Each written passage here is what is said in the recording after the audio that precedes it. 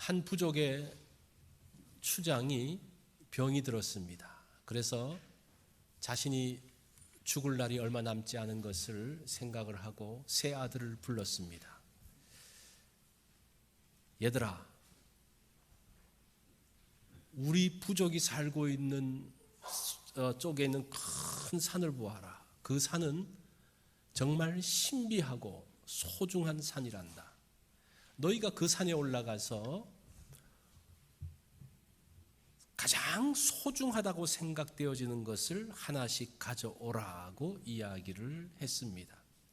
그래서 그 세 아들이 그 다음날 아침에 일찍 일어나서 그 산을 오르기 시작을 합니다.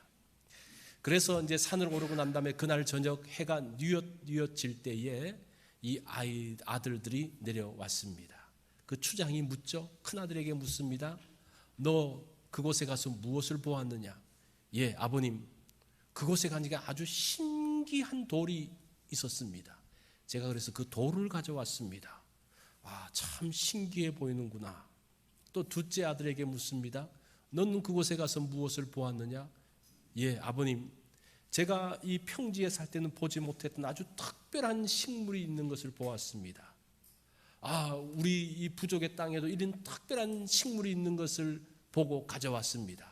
그리고 그 풀을 내놓았습니다. 이 세 번째 아들에게 묻습니다. 너는 가서 무엇을 보았느냐? 이 셋째 아들이 말하기를 저는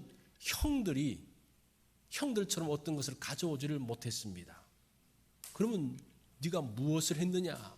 저는 산꼭대기에 올라갔습니다. 산꼭대기에 올라가니까 그 산 너머에 큰 벌판이 펼쳐져 있는 것을 보았습니다. 그것은 우리가 사는 땅과는 비교할 수 없을 정도로 넓고 비옥한 땅이었습니다. 만약에 우리 부족이 그쪽으로 옮긴다면 우리 부족의 미래는 새로워질 것을 보았습니다. 그래서 이 추장이 셋째 아들의 손을 잡으면서 네가 정말 제대로 보았다. 네가 나의 대를 이을 추장이 될 것이다 라고 이야기를 했습니다. 아마 이런 이야기는 여러분들이 들어본 적이 있을 겁니다. 무엇을 보느냐가 중요해요. 무엇을 보느냐. 손에 잡히는 것, 내가 가지고 있는 것, 그거 보는 것도 중요하죠. 그런데 미래를 볼 수 있는 눈이 있다면요, 그 미래를 볼 때에 그 미래 가운데 생명이 그 가운데 있는 것을 보게 되어집니다. 한 부족의 미래가, 한 부족의 생명이 미래를 보는 눈 가운데 있다는 거예요. 미래를 본다는 것은 죽고 사는 것을 새롭게 보는 것을 이야기합니다. 자, 기독교는 도덕이나 윤리를 말하는 종교가 아니다라고 이야기합니다. 물론 도덕이나 윤리를 말하기도 해요. 그런데 생명의 종교라고 이야기합니다. 생명. 자, 기독교가 생명의 종교라고 했을 때 이게 무슨 말인가? 생명은 죽고 사는 문제잖아요.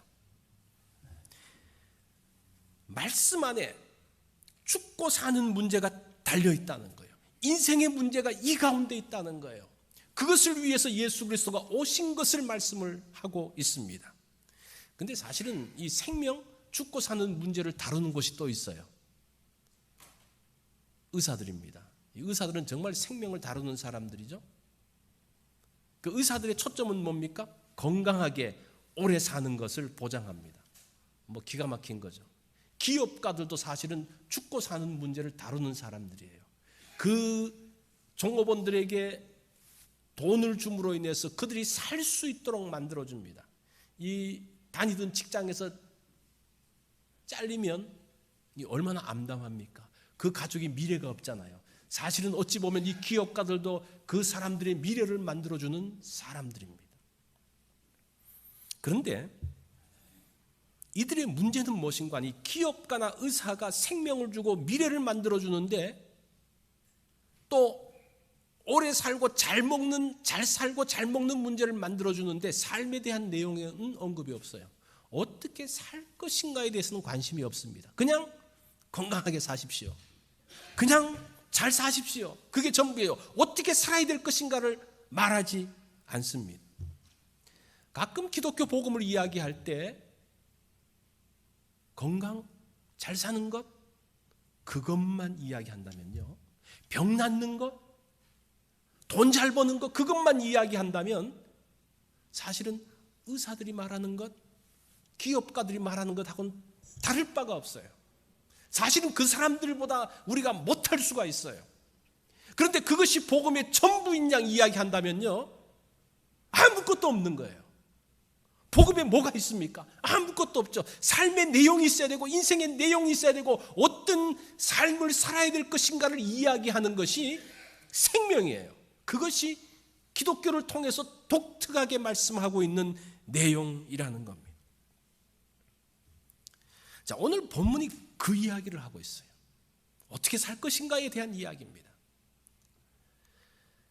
자, 1절에 보니까 그러므로 너희가 그리스도와 함께 다시 살리심을 받았으면 위의 것을 찾으라, 그렇게 이야기해요. 오늘 제목이 뭡니까? 예수 믿는다는 게 뭐냐, 그거예요. 이게 참 기본적인 이야기인데 이 기본적인 이야기에 대해서 각자 생각하는 게 달라요. 그래서 오늘 우리가 이 말씀을 통해서 예수 믿는 게 뭐냐, 우리가 예수님을 믿으며 사는 것이 어떤 것인가에 대한 것들을 봅니다. 그게 뭐라는 겁니까? 그리스도와 함께 다시 살리심을 받았으면 위의 것을 찾으라고 이야기합니다. 이 골로새서 구조를 보면요, 골로새서 1장과 2장은 예수 그리스도가 어떤 분이신지를 쫙 소개합니다. 그리고 3장과 4장으로 가면 예수 믿는 사람들은 어떻게 살아야 될 것인가를 이야기하고 있습니다. 자, 그런 면에서 우리가 3장의 부분에서 예수 믿는 사람들은 어떻게 사는 것인가에 대한 문제를 말씀을 하고 있습니다. 그리스도인은 그리스도와 함께 다시 살리심을 받았다. 보세요. 그리스도와 함께 다시 살리심을 받았다고 말하면 우리는 어떻다는 겁니까? 한번 죽었다는 걸 이야기하죠. 그죠? 우리는 그리스도와 함께 죽은 사람이라고 이야기합니다. 자, 그러면서 다시 살리심을 받았다는 것은 본 어게인에 대한 이야기죠. 다시 태어나는 것, 중생했다는 이야기입니다. 우리가 부모로부터 육체의 생명을 받았습니다. 그런데 또 예수 그리스도를 통해서 우리는 영적 생명을 가진 것, 그것이 우리 그리스도인의 독특성이라고 이야기를 하고 있습니다. 다시 살리심을 받고 위의 것을 가지고 살기 때문에 우리는 세상과는 다른 삶의 모습을 갖고 있는 사람이라는 거예요. 그 전제가 1절에 있는 것을 보게 됩니다. 이 황해도 신천이라는 곳에 가면 서북교회가 있습니다. 그 서북교회는 김익두 목사님이 이제 목회하다가 순교한 교회인데, 이 사람이 원래 신천 깡패였습니다. 뭐 여러분들 많이 들었죠, 그죠? 이 깡패가 예수 믿고 난 다음에 이제 새롭게 거듭나서 새롭게 되고 난 다음에 전도하기 시작하는 거예요. 예수 믿으십시오, 예수 믿으십시오. 그러니까 사람들이 보면서 저 사람 깡패였대. 그러니까 이 김익두가 하는 말이, 예, 옛날 김익두는 죽었습니다. 옛날 김익두는 죽었어요. 예수 믿으세요. 늘 예수 믿으라고 이제 이야기를 합니다. 그리고 어떤 부인이 이제 부엌에서 이제 설거지를 하고 있는데, 김익두가 지나가면서 예수 믿으세요. 옛날 부엌은 다 이 밖에하고 연결됐잖아요. 그러니까 이 부인이 좀 이렇게 좀 심술궂은 마음에서 저 사람 정말 죽었는지 살았는지 보자 그러면서 이 설거지하는 물을 확 끼얹었대요. 그거를 엄청 뒤집어 쓰고 난 다음에 이 김익두가 이걸 다 이제 더러운 걸 닦고 난 다음에 하는 말이, 내가 죽었으니까 네가 살았지. 이 말이 무슨 말이에요? 너 옛날 같았으면 너 죽었다는 그런 말이에요. 내가 죽었기 때문에 이제 너는 살았다는 거예요. 그게 새로운 거예요. 우리 옛날 자존심, 옛날 방식들은 다 죽고 새로운 방식으로 사는 것을 이야기하고 있습니다. 그것이 위의 것을 바라보면서 사는 사람들의 모습이라는 겁니다. 예수 믿는 사람은 죽은 사람이에요. 죄에 대해서 죽었다고 이야기합니다. 5절을 보면요, 그러므로 땅에 있는 지체를 죽이라. 땅에 있는 지체가 뭡니까? 곧 음란과 부정과 사욕과 악한 종욕과 탐심이니, 그렇게 이야기해요. 탐심은 우상 숭배니라. 자, 예수님을 머리로 하는 몸이 있어요. 그죠? 예수님이 머리 되고 우리가 뭐 교회가 그렇죠? 세상은 세상을 머리로 하는 몸이 있다는 거예요. 뭐라는 겁니까? 그 몸이 뭐라는 겁니까? 몸의 지체가 뭐라는 겁니까? 음란, 부정, 사욕, 악한 정욕, 탐심이라고 이야기를 합니다. 이 음란이라는 말이 포르네이아라는 말인데 여기서 포르노라는 말이 나옵니다. 이 음란이라는 것은 불법적 비정상적인 성행위를 말합니다. 하나님께서 허락하신 범위에서 넘어선 그런 성적인 것을 이야기합니다. 부정이라는 것은 음란과 똑같은 성적인 일탈을 이야기하고 있습니다. 이 음란이라는 것은 자기의 욕망을 제어하지 못하면서 일어나는 거죠. 옛사람의 본성을 따라가는 것이라고 이야기합니다. 자, 또 사욕이라고 이야기합니다. 이 사욕이라는 말은 영어로 패션이라고 생각을 하면 됩니다. 열정, 바램. 이 열정이 나쁜 겁니까? 패션이 나쁜 거예요? 나쁜 게 아니죠. 그런데 이 열정은, 이 사욕은 일그러진 열정이에요. 일그러진 잘못된 방향으로 나간 내 바람이 어떤 방향으로 나가는 겁니까? 선하게 나가는 것이 아니고 내 악한 정욕을 만들어가는 열정, 거기에는 음란도 있고 부정도 있고 여러 가지 것들이 있다는 거예요. 자, 그 다음에 탐심에 대한 이야기를 합니다. 이 탐심이라는 말은 끊임없는 소유욕, 더 많이 가지려는 마음이에요. 가졌지만 만족하지 못하는 게 또 가지고 또 가지고 또 가지고 끊임없이 가지려는 마음, 이게 세상을 머리로 하는 몸의 모습이라는 거예요. 사실은 뭐 더 가지려고 하고 어떤 그 마음의 열정이 있는 건 나쁜 게 아니죠. 그런데 이것의 문제는 무엇인가 하니, 이 탐심이나 그 모든 것의 문제는 중심이 어디에 있는 거 하니, 나한테 있어요. 내가 중심이에요. 내 정욕, 내가 가지려는 것.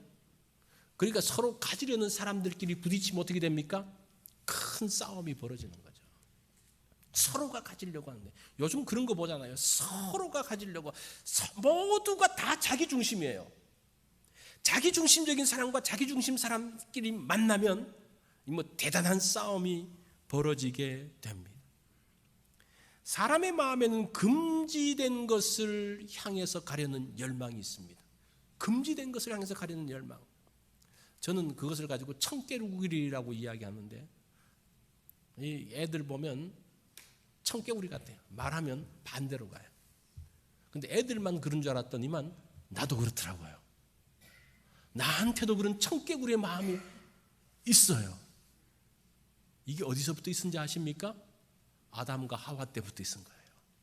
그 청개구리가 지금까지 있어서 그것을 금지하면 더 하려는 그 욕망, 열망이 있는 것들을 보게 됩니다. 중세의 유명한 작가 보카치오라는 사람이, 이 사람이 1313년에서 75년이니까 14세기 사람이죠. 이 사람이 데카메론이라는 책을 씁니다.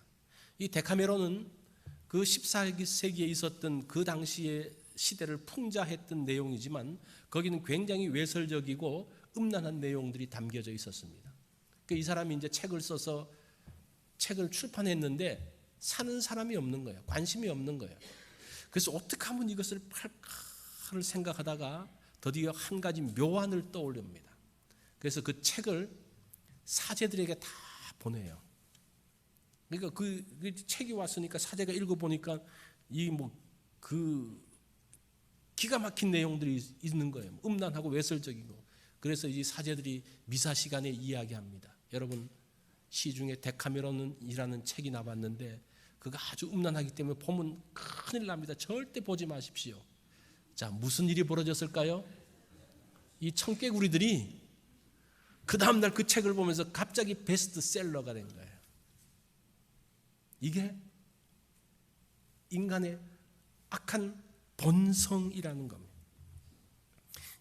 이 보카치오는 인간의 그 죄성을 알았던 것 같아요. 그 죄성을 파고들면서 자기의 책을 파는.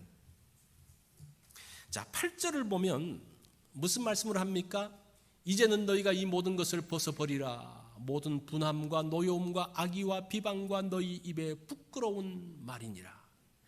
자, 5절에서는 마음과 관련해서 음란과 부정과 사욕, 탐심을 이야기했다면 8절에서는 말과 관련된 이야기를 합니다.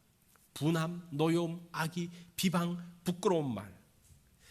자, 인간의 범죄는 마음과 혀가 연결되면서 되는 거 아십니까? 우리 마음 가운데 있는 것들이 무엇을 통해서 나가는 겁니까? 혀를 통해서 나가면서 범죄가 이루어지고 문제가 일어나는 것들을 봅니다. 이 분함이라는 말은 불쾌한 감정이에요. 마음이 상한 것, 이게 분함입니다. 마음이 상한 거예요. 그런데 노여움이라는 것은 그 상했던 그 감정이 폭발되는 것을 이야기하는 거예요. 사실은 마음이 상한 것으로 끝나면 괜찮은데 그게 폭발되면서 문제가 되는 거죠. 그 다음에 악의는 원한을 갖고 있는 거예요. 나쁜 뜻을 갖고 있는 거예요. 이 속에 있는 겁니다. 비방이라는 것은 그게 뭐로 나오는 겁니까? 입으로 나오는 것을 이야기하는 거예요. 그런데 부끄러운 말은 욕설, 저주, 그래서 사람들이 말할 수 있는 것에서 가장 악한 게 부끄러운 말이에요. 우리는 부끄러운 말 그래서 굉장히 점잖하게 썼는지 모르지만 이 단어는 굉장히 강한 단어입니다. 가장 사람들이 할 수 있는 가장 악한 말이 이 부끄러운 말이에요. 이 출발이 어디서부터 나갑니까? 분함에서 나옵니다. 분함. 그 마음의 상처, 분함. 그게 감정으로 폭발하는데 무엇을 통해서 나갑니까? 입을 통해서 나간다는 겁니다. 근데 어떤 사람들은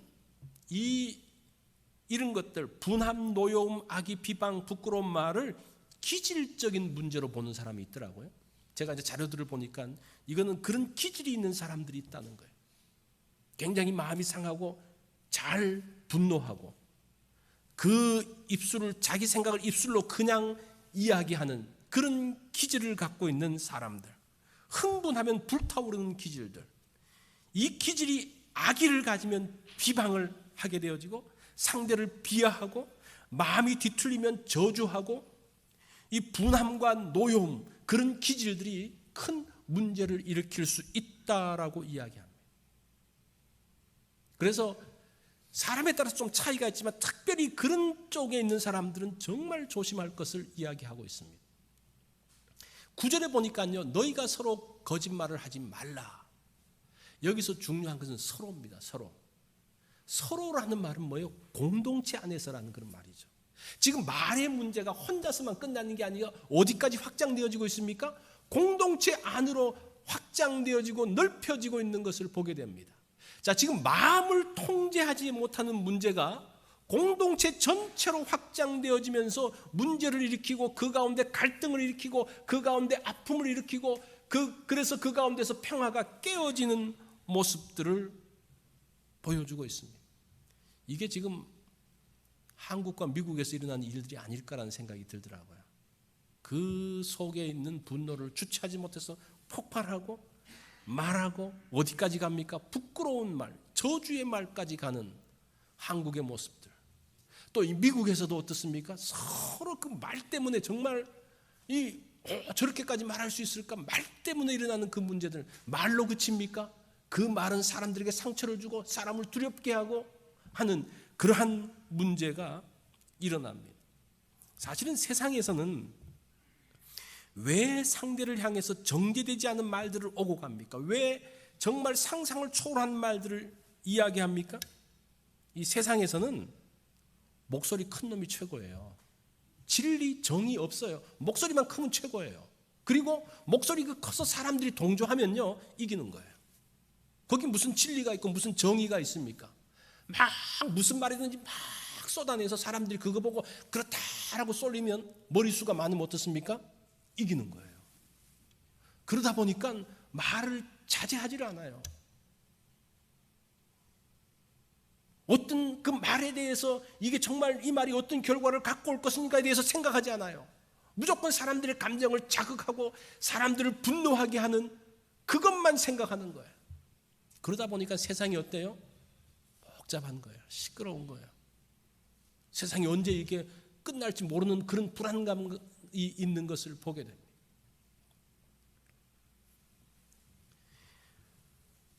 너희가 이 모든 것을 벗어버리라고 이야기해요. 이런 것들을 벗어버리라. 상처와 분노의 옷을 벗어버리라고 이야기해요. 그래서 그것을 비방하고 악의하려는 그 마음들을 벗어버리라고 이야기합니다. 조롱하고 비방하고 냉소적인 말을 그치면 우리의 마음이 고요해집니다. 여러분, 막 마음이 시끄럽고 그냥 막 이 감정이 막 분노가 올라오고 막 말하고 그러는데 그걸 한번 그쳐보세요. 그러면 그때 우리의 마음이 고요하면, 말을 조심하면요, 우리의 영혼이 맑아져요. 그러면서 우리가 우리의 내면을 향해서 보면, 우리 내면을 보면요, 성찰이 일어납니다. 아, 내가 이렇구나 저렇구나라는 것을 보면서 영혼이 맑아지는 거예요. 그러면서 평화가 오게 되는 것을 보게 됩니다. 축복과 감사의 말을 해보십시오. 그 복잡했던 것들이, 그 원망하고 분노했던 것들이 쫙 가라앉는 것들을 볼 수가 있습니다. 50대 후반에 목회 잘하시는 목사님이 있습니다. 지금 이제 그분이 실제 그런 일이 있었기 때문에 제가 누군지 말할 수는 없지만, 그분이 이제 목회도 잘하고 교회도 굉장히 부흥하고 그랬는데 몸이 아파가지고 좀 이제 교회의 이야기에서 좀 쉬어야 되겠다고 그러면서 안식년을 했습니다. 안식년을 하는데 계속 몸이 좋아지지가 않으니까 병원에 가본 거예요. 보니까 암이라는 진단을 받게 됩니다. 너무 이게 암이 크게 진행되어진 거예요. 손댈 수가 없는 위치가 되어진 겁니다. 그 소식을 듣고 분노가 일어나는 거예요. 내가 목사로서 그래도 하나님의 일을 위해서 했는데 하나님 앞에 원망하는 마음이 생기는 거예요. 그래서 밤새도록 하나님 이러실 수가 있습니까? 하나님 왜 납니까? 그러면서 계속 그런 이 기도를 하는 거예요. 불편한 가운데서 계속 그런 마음들, 그런 기도를 하는데 마음이 안정이, 평안이 없는 거예요. 그러다가 새벽녘이 되면서 이제 기도의 내용을 바꾸기 시작했습니다. 하나님 감사합니다. 내가 이제까지 있었던 많은 것들 보면서 참 많은 은혜가, 지금 이렇지만 그래도 하나님께서 나에게 주셨던 많은 은혜가 있는 것을 압니다. 계속 이제 감사의 제목들을 계속 찾으면서 이야기하기 시작했습니다. 그러면서 그 분노하고 진정되지 않았던 그 마음들이 가라앉기 시작하면서 그 가운데서 감사가 생기기 시작했다는 겁니다. 분노와 원망의 옷을 벗어던질 때에 하나님의 은혜가 그를 주장하기 시작했던 것을 보게 됩니다. 사실은 세상의 것들이 우리 가운데서 이야기할 때에 우리 마음에 평안이 없는 거예요. 그 가운데서 분노가 일어나는 거예요. 다른 사람들을 비방하고 악의로 그 분노를 터뜨렸을 때에 우리가 알잖아요. 그 마음에 평안이 없잖아요. 그런데 한번 감사해 보십시오. 한번 축복해 보십시오.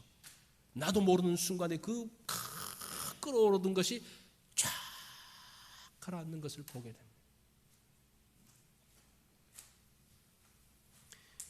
분노와 노여움, 악의와 비방은 세상의 것입니다. 이 사탄이 누군지 아십니까? 사탄은 참소하고 비방하는 자예요.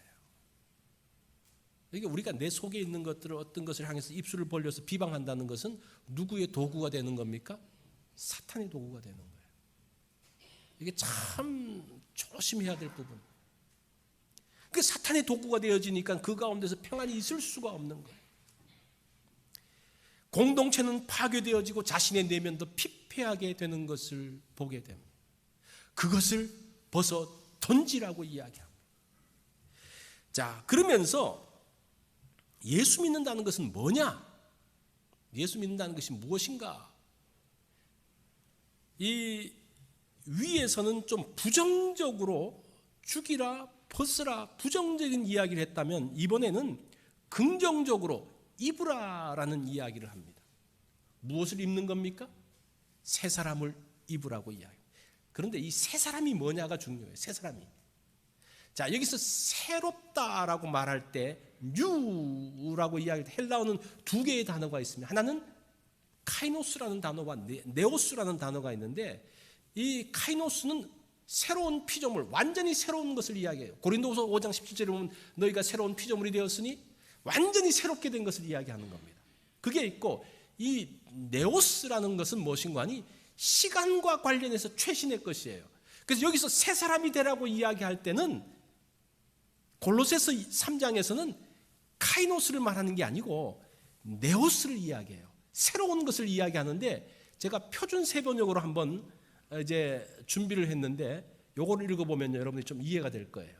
9절부터 보면 여러분은 옛사람을 그 행실과 함께 벗어버리고 새 사람을 입으십시오. 이 새 사람은, 설명합니다, 이 새 사람은 자기를 창조하신 분의 형상을 따라 끊임없이 새로워져서 지식에 이르게 됩니다. 여기서 새롭다는 것은 끊임없이 새로워지는 것을 이야기하는 거예요. 계속 날마다 새로워지는 것을 이야기합니다. 이게 그리스도인의 모습이에요. 자, 우리는 옛사람의 옷을 벗으면서 사는 사람, 벗기만 하는 것이 아니라 새 옷을 입는 거예요. 고 한경직 목사님이 90세 되던 때에 1992년에 템플턴 상을 받게 됩니다. 그것은 이제 종교계에서 뭐 노벨상이다라는 그 유명한 상이죠. 그분이 이제 독일 베를린에 가서 그 상을 받아서 오게 됐습니다. 그리고 이제 한국에 와서 이제 감사 예배를 드리는데 인사 시간에 이런 말을 합니다. 먼저 나는 죄인인 것을 고백합니다. 나는 신사참배를 했습니다. 이런 죄인을 하나님이 사랑하고 축복해 주셔서 한국교회를 위해서 일할 수 있도록 하셨고 또 이 상을 주었습니다. 라는 고백을 했어요. 한국교회의 거목으로 칭송받는 또 한 분이 있는데 그분은 주기철 목사님이라는 분입니다. 그분은 신사참배를 끝까지 거부하다가 옥사를 치른, 그 옥에서 세상을 떠난 순교하신 분입니다. 사실은 주기철 목사님과 한경진 목사님을 둘을 놓고 비교하면 이 한경진 목사님은 그 당시엔 뭐 낄 수도 없는, 존경받을 수도 없는 그런 분이죠. 그런데 이 한경진 목사님이 존경받을 수 있는 목회자가 된 것은 그 54년이라는 그 긴 세월 동안 목회를 하면서, 신사참배 이후에 목회를 하면서 계속 신사참배에서 자기를 정죄하고 난 죽일 놈이야 정죄하며 살았다면 그 사람은 그런 목회자가 될 수가 없었습니다. 거기서부터 죄를 회개하고 날마다 새롭게 되어지는 거예요. 그게 중요한 거예요. 바울이 뭐라고 이야기합니까? 나는 죄인의 개수로다. 그러면 나는 날마다 죽노라라고 이야기합니다. 이게 네오스예요. 새 사람을 이야기하는 거예요. 우리가 새롭게 되어졌어요. 새롭게 되어졌지만 우리는 끊임없이 죄짓고 잘못하고 범죄하는 것 가운데 있는데, 죄 지을 때마다 나는 죄인입니다, 나는 끝났습니다. 그게 아니라 죄 지었지만 또 새롭게 하신 하나님의 은혜를 입고 또 새롭게 되어지고 또 새롭게 되어지고 날마다 새롭게 되어지는 거예요. 그러면서 하나님을 아는 지식에까지 계속적으로 새로워져 가는 것을 이야기하고 있다는 겁니다. 일본의 기독교는 한국보다 훨씬 앞섭니다. 한 400~500년 전에 이미 복음이 들어왔어요. 일본 교회의 순교자가 한국 교회 순교자보다 훨씬 더 많습니다. 근데 생각을 해보면요, 예수 이름 때문에 죽는 것이 위대하지만 더 위대한 것은 예수 이름을 가지고 매일매일 사는 거예요. 과거에 순교하고 과거에 대단했다는 것을 한번 이야기하고 끝나는 것이 아니라, 우리가 잘못하고 우리가 범죄하고 약하지만 또 새롭게 되어지고 또 새롭게 되어지고 또 새롭게 되어지는 것이 훨씬 더 힘들다는 거예요. 순교자를 폄하하는 것이 아니고, 그분들도 훌륭한 분이지만 살아있는 사람, 매일매일 그 말씀대로 살기 위해서 정말 죽을 것 같은 매일 새롭게 된 일들을 하는 것이, 그것도 정말 위대한 일이라는 거예요. 이게 지금 새 사람, 새로운 것을 이야기하고 있습니다.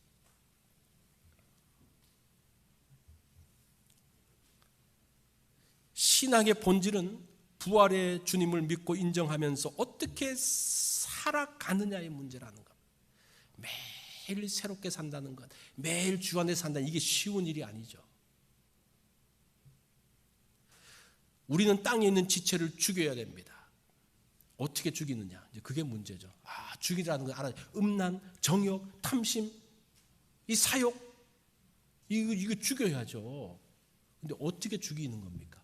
어떻게 하는 게 죽는 거예요? 옛사람의 행위를 벗어버리는 거. 악한 행위를 죽인다는 것은 열매를 따는 게, 내가 이제 하면서 어떤 죄의 열매가 나왔어요. 누굴 미워하고 비방했어요. 이래서는 안 되지. 그걸 이제 따서 내가 조심해야지. 그런다고 없어집니까 이게? 가지치기 한다고 없어져요? 이 나무 가지치기 하면요 더 열매들이 더 튼튼하게 자라는 거 아세요? 그거 해야지 말아야지. 음란한 거 하지 말아야지. 이거 나쁜 거 하지 말아야지. 그러면요 후회하고 결심해도 그 속에서는 더 하고 싶은 욕망이 막 일어나는 거예요. 그게 죄성을 가진 인간들이에요. 뿌리를 잘라버려야 돼요. 뿌리를 잘라버려야 돼요. 근데 우리가 이런 것들이 나온다는 것은 이미 습관이 되었기 때문에 나오는 거예요. 습관이 되었고 몸에 익은 거예요. 어떤 것을 보면서 다른 사람들은 좋게 생각하는데 나는 왜 그렇게 생각을 할까? 그게 이미 그렇게 습관이 되어진 거예요. 음란과 탐욕과 비방과 여러 가지 것들이, 어떤 사람들은 그쪽으로 확 쏠리는 사람이 있고 어떤 사람은 그렇지 않은 사람이 있어요. 습관의 문제라는 겁니다. 이거 잘라낸다고 이야기할 때, 뿌리를 뽑아낸다고 이야기할 때 습관의 문제를 다뤄야 되는 거예요. 이 아리스토텔레스가 이런 이야기를 합니다. 습관은 이성보다 강하다. 그러니까 아무리 이성적으로 이거 잘못됐어 그러지만 우리 몸은 어떻게 간다는 겁니까? 습관대로 간다는 거예요. 우리가 이런 말들을 하죠. 생각이 행동을 만들고 행동은 습관을 만든다고 이야기해요. 자, 보세요. 이 습관이 어떻게 나옵니까? 계속 그것을 행동을 하면요 습관이 되어집니다. 운동선수들은 습관이 굉장히 중요해요. 어떤 위치에서도 그 자세가 나와야 돼요. 그러면 그것을 몸에 익히기 위해서 계속적으로 훈련하면 나중에는 어떻게 되는 거 아니? 공이 이렇게 오면요 저거 가야지, 그게 아니고 몸이 따라간다는 거예요. 그게 습관이에요. 그렇게 붙어야지 훌륭한 운동선수가 된다는 거예요. 이게 이제 운동에서만 아니라 죄를 향해서도 그럴 수 있다는 거예요. 계속적으로 그렇게 행동을 하다 보면 그런 습관이 나오는데, 그러면 이 행동은 어떻게 나오는 겁니까? 자꾸 생각하다 보면 행동이 그렇게 나간다는 거예요. 그래서 이 습관을 바꾸려고 그러면 행동을 바꿀 수는 안 되고 생각을 바꿔야 된다는 거예요. 계속 좋은 것, 계속 선한 것, 위의 것을 생각하는 것에 대한 이야기입니다. 앞에서 말했던 음란의 문제들도 마찬가지죠. 좋은 것들을 말하는, 비방하는 문제도 마찬가지죠. 어떤 것들을 보면서 바로 말들이, 비방의 말이 나오는데 이게 습관이에요. 어떻게 됩니까? 그렇게 하지 말아야지. 계속 선한 것을 생각하면 감사해야지, 축복해야지, 계속 그쪽으로 생각. 그런 것들이 반응이 나올 때마다 계속적으로 내 생각은 감사하고 축복하는 쪽으로 계속적으로 가면요, 그 계속적으로 생각하는 것이 행동이 되어지고 그것이 결국은 습관까지 가게 된다는 겁니다. 사실은 우리가 이 설교를 하면서 설교자의 고민이 뭔가 아니, 과연 사람들은 변할 것인가, 이 문제를 고민해요. 결론은 뭔지 아십니까? 변하지 않는답니다. 왜 설교하냐? 그런 갈등들이 있는 거예요. 여러분들 설교 한번 듣고 변하십니까? 절대 변하지 않아요. 그런데 제가 하나 깨달은 것이 있는데, 행동은 바뀌지 않고 습관은 바뀌지 않는데 생각은 바뀔 수 있다는 거예요. 그죠? 여러분, 생각은 바꿀 수 있어요. 그런데 그 생각이 뭐가 되는 겁니까? 기점이 되어지는 거예요. 그렇게 생각하면요, 행동이 바뀌어지고 습관이 바뀌어진다는 거예요. 여기에 우리가 죽고 옷을 벗는 문제의 해결책이 있는 것을 보게 됩니다. 위의 것을 계속 생각하면 좋은 행동이 나옵니다. 날마다 새롭게 네오스적인 새 사람이 되어지면 새로운 습관을 갖게 된다는 겁니다. 예수 믿는다는 것은 교회 나와서 한 번 말씀 듣고 끝나는 게 아니에요. 그래서 말씀 듣고 딱 집에 딱 놨다 주일날 올 때 성경 어디 있는지 열심히 찾아가지고 다시 오는 게 그게 아니라는 거예요. 날마다 매일매일 말씀을 들으면서 말씀을 통해서 새롭게 되는 것을 이야기하는 거예요. 그런데 말씀을 읽으려고 그러면 말씀을 알아야 돼요. 그래야지 재미가 있지. 그래서 성경 공부를 하는 거예요. 성경 공부를 통해서 뭔가 대단한 일을 하는 게 아니라 성경을 볼 때 도움을 가지고 성경을 볼 때 좀 재밌으라고 성경 공부하는 거예요. 아, 성경 공부 한번 나를 한번 변화시켜 보십시오. 성경 공부가 그게 아니고 여러분 기초를 깔아주는 거예요. 제가 설교할 때도 어떤 말을 하면 여러분들이 아, 저 말씀 뭔지 탁탁탁 이해가 되죠? 그게 성경을 알기 때문에 이해가 되는 거예요. 아무리 말을 해도 저게 무슨 말인고 설교를 들을 수가 없는 거예요. 말씀을 볼 수가 없는 거예요. 그래서 여러분들이 다음 주부터 시작되는 그 성경 공부는 여러분 인생의 바닥을 까는 거예요.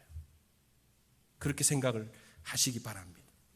자, 이렇게 말씀의 삶이 습관이 되어지면 하나님이 기뻐하시는 사람, 이웃에게 축복이 되어지는 사람, 이게 인생의 내용이에요.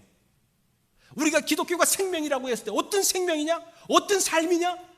하나님을 기쁘시게 하고 이웃을 행복하게 하는 것, 그것이 삶의 내용이에요. 이게 생명이지. 이게 사는 것이지요. 이게 예수 믿는 것이지요. 우리가 이 땅에 살지만 땅에 속해서는 안 됩니다. 땅의 습관을 버리십시오. 위의 것을 보면서 생각하십시오. 이럴 때 날마다 새롭게 되어집니다. 이럴 때 복된 사람이 됩니다.